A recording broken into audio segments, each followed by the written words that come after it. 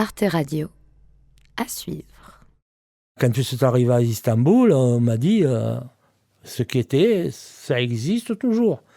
Les quantités ne sont plus les mêmes. Mais la drogue est toujours là. Tamam, ils m'ont dit. Tu veux, on te connaît, tu es notre ami, on est partant. Je sors de prison en 1975. La Turquie possède 2 bateaux de croisière à cette époque. Un, il s'appelait Lac Denise, et l'autre, il s'appelait le Kara Denise. C'était des bateaux qui faisaient un circuit méditerranéen entre Patras, Naples, Marseille, Barcelone, Casablanca. Et pour le capitaine du bateau, le mieux pour débarquer la marchandise, c'était Naples. Pour lui, c'était la sécurité absolue. Donc, pendant des mois et des mois et des mois, j'ai été chercher ma marchandise à Naples.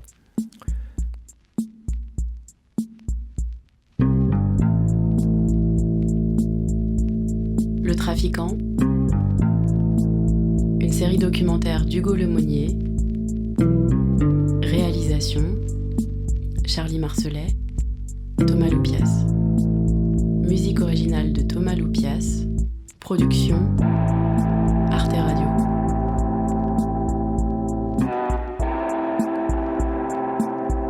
Sixième épisode. On part de Marseille, on sait qu'on a 12 heures de voiture. Si on part à 5 heures du soir, donc on arrive à 5 heures du matin à Naples. On gare notre voiture qui est une Renault 16, immatriculée 13. Il y a des planques sommaires, hein, on n'a pas fait un travail de carrossier sophistiqué. Je laisse mon complice dans la voiture et je monte moi-même sur le bateau. Et là, je vois un jeune qui m'attend. Ce mec, il me mène dans une cabine. Et là, dans son caisson, il a de la marchandise. Il a la morphine base. Je m'en mets sur le ventre. Je m'en mets autour des cuisses. Et je m'en mets sous les aisselles aussi. Et je passe tranquille. C'est un bateau de croisière. Il y a des touristes.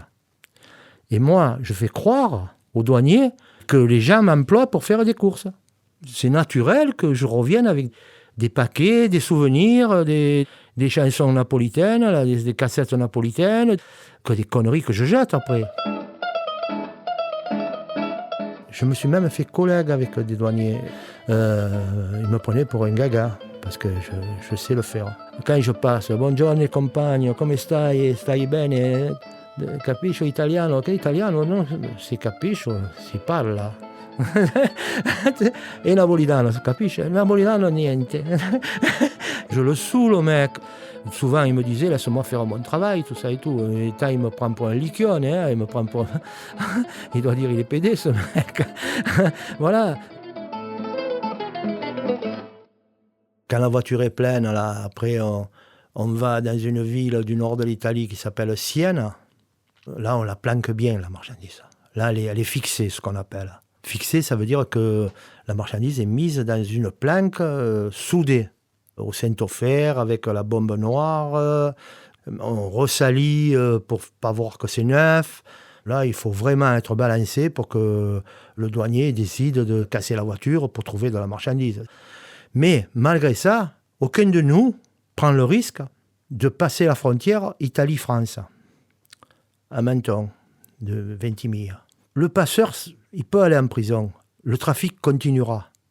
Moi, par exemple, si je passe la marchandise, s'il arrive un accident, le trafic s'arrête. La frontière italienne-France, c'était pas comme aujourd'hui. Elle était coriace.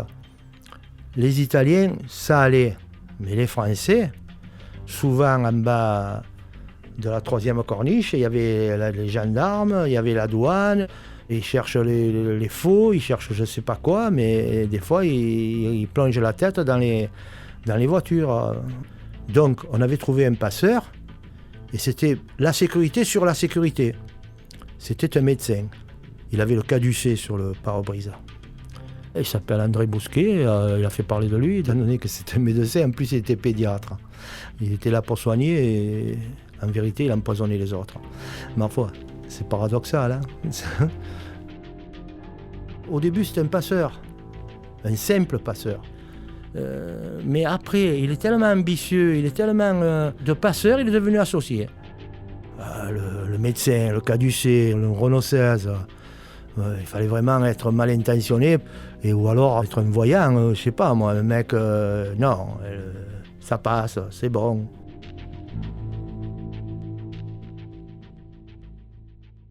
Chaque bateau faisait 1 mois et demi de croisière. Donc, comme ils étaient 2, toutes les 3 semaines, il y avait 20 kilos qui rentraient au labo et 4 jours après, la marchandise était transformée en héroïne et c'était de la bonne héroïne. De la Marseillaise, il n'y en avait plus. C'est-à-dire que c'était la seule. Quand on trouve dans une mine de diamants un de 150 carats, il n'y en a qu'un. Et bien là, c'est pareil. Là. Il y a de l'héroïne, il y en avait, mais pas de celle-là. Le client, il préférait prendre 10, 12, 15, 20 kilos chez moi que de prendre 500 kilos chez les autres. Le prix du kilo d'héroïne a augmenté. Les quantités sont moindres, mais le profit est toujours le même. Ça compte chez un trafiquant, le volume. Plus il est restreint, le volume, mieux ça vaut. Sinon, il faut prendre des risques pour le cacher autrement. Moi, je sors de prison, j'ai pas d'argent. Si la marchandise est saisie, arrêtée par la police, par la douane, on repart à zéro, là. Donc, pour pas prendre de risques, on ne la faisait pas partir aux États-Unis. Nous la vendions sur place, c'est-à-dire en Hollande, en Europe. Comme on dit chez nous, pèse et paga. Tu pèses et tu payes, voilà. C'est comme ça que je voyais les choses.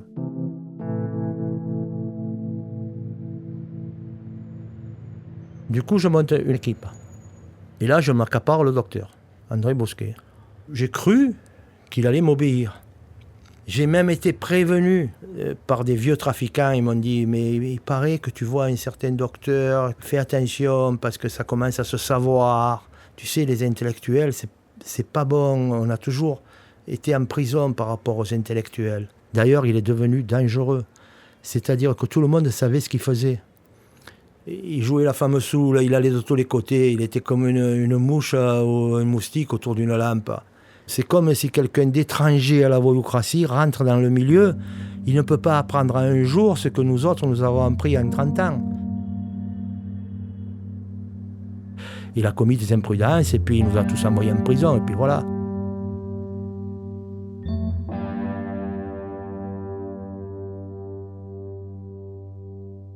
Un jour, je suis en Turquie, je mets la marchandise dans la voiture. Le passeur, il part. Moi, je rentre en avion, j'attends que le passeur me livre. Il y a quand même 3 jours de route, là, 3 jours et demi. Tranquille. Il traverse la Grèce, la Yougoslavie, le nord de l'Italie, et il faut qu'il vienne de Menton. Bon, mais il prend son temps, le mec. Hein. Et le docteur, il m'appelle, il me dit « Oh, il n'est pas rentré, le gadjo, le mec ?» Putain, on est branché. Je sais que je suis connu de la police et que les téléphones, ils sont branchés, donc on court à la catastrophe. Crac, je raccroche. Je vais dans la gueule du loup, j'y vais consciemment, parce que c'est comme ça. Je ne peux pas abandonner le mec qui revient de Turquie. L'abandonner, c'est m'abandonner. Le flic, le soir, il rentre chez lui, il a une femme et des enfants. C'est un fonctionnaire. Demain, il fait jour. On recommence à s'occuper de Milou. Mais moi, je ne rentre pas chez moi, manger une côtelette et dire Inch'Allah, hein, le mec, il a qu'à être arrêté. Hein. Je me fais tuer ou je vais prendre 20 ans de prison, tant pis. Le passeur m'appelle. Je croyais qu'il n'était pas branché, mais là, ils ont branché 30 ou 40 téléphones qui ratissent large, les flics, hein, pour des trucs comme ça, parce qu'il y a le labo dans le jeu, là. Le mec, il me dit « Allô, c'est Marguerite ?» Marguerite, c'est moi, en code. Je suis devant chez Armen. Armen, c'est un prénom arménien qui avait une usine de jeans ou de confection. Donc, je descends avec le docteur, là. Le docteur, il monte dans la voiture, farci, et on va dans des traverses où il n'y a qu'un passage. On ne peut pas être croisé ni doublé, là. Le docteur est devant moi je suis derrière, les flics, ils sont derrière moi. J'attends, je bloque la traverse, carrément. Le docteur s'arrache, s'en va. Moi, après, je m'en vais. Je vois qu'il y a 15, 20, 30, je ne sais pas combien de voitures de flics qui tournent comme des fous. Ils sont là, ils cherchent le labo, ils me cherchent à moi. Ils croient que moi je ne les ai pas vus et que je vais aller avertir quelqu'un au labo. Mais moi je les promène. Je gare ma voiture dans le quartier et tout le monde, les ouvriers, les gens du bar, les gens qui sortaient dans la rue, ils me disent « Mais qu'est-ce qui se passe ? Il y a des flics de partout, il y a des voitures d'un côté, des voitures de l'autre, ils descendent des voitures, ils sont affolés. » Je dis « Ma foi, je ne sais pas, je n'ai pas vu. » Entre-temps, le docteur, il était à Aix, tranquille. Au labo.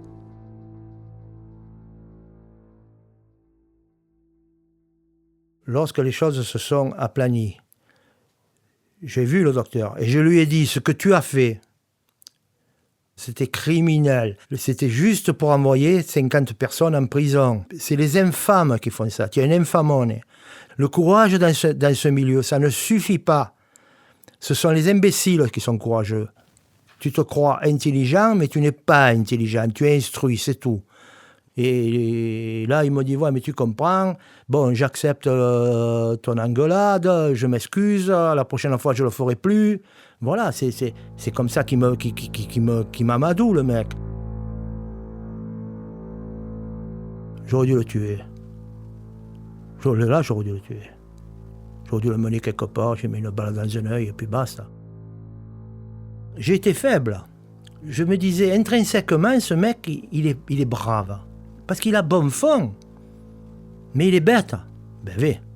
Comme dit le proverbe, à Marseille, on dit ça. Tu as mangé les raisins. Eh ben, tu cagues les pépins, mon ami. Je me doute bien que je vais payer ces erreurs. J'ai gagné une bataille, j'ai pas gagné la guerre.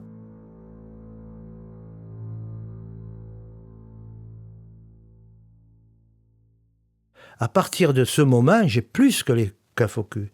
J'ai un juge qui s'appelle le juge Michel, qui organise une battue sur mon dos. Et là, tous les moyens sont bons pour arriver à une arrestation de masse. Je continuais, mais en prenant des maxi précautions. Ils ne peuvent pas m'arrêter. Ils ne peuvent pas m'arrêter. Je me lève le matin, je calcule comment je peux les semer, comment je peux les blouser, comment je peux faire croire que je suis là alors que je suis ailleurs. En 1977, quand le docteur commence à se coller à moi beaucoup plus intimement, quoi, dans la mesure où on devient complice et ami, il me parle d'un projet au Pakistan. Il y aurait, disons, il m'a dit, des quantités industrielles de marchandises. Donc, il y a possibilité d'acheter ces marchandises ou de l'échanger contre des armes. Et là, dans ma tête, ça commence à prendre forme. Moi, le Pakistan, ça m'intéressait. Ça m'intéressait doublement. Premièrement, parce qu'on change de continent, on est en Asie, là. Et donc, la police nous oublie. Et je sais que je peux monter un réseau directement. Pakistan, île Maurice, Israël, États-Unis. Et là, on oublie l'Europe, on oublie Marseille, on oublie tout. Je savais qu'il allait y avoir des difficultés. Parce qu'on ne traverse pas l'océan Indien comme on traverse le Vieux-Port. Il n'y a rien d'impossible. Dans la plaine de la Bécaye et des labos, donc tu peux la tourner, la marchandise. Il y a des chrétiens qui te font les chimistes. On peut descendre, leur apprendre. Tu la payes des berlingots, la base, chez eux. Ça pousse seul. Ils disent que c'est Dieu qui fait pousser ça. Alors si c'est pas cher, il y a un gros profit.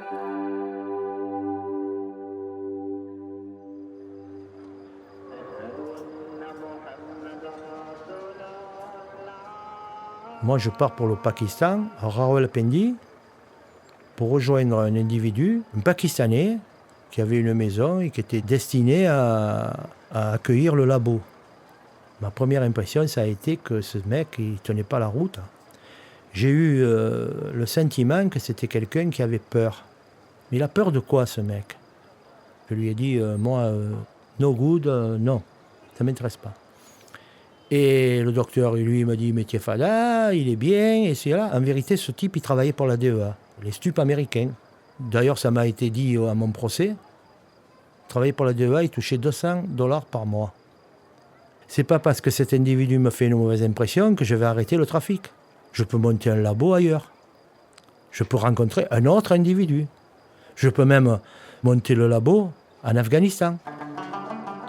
Et là, à Kaboul, il y aurait des quantités industrielles de marchandises détenues par les Pashtuns.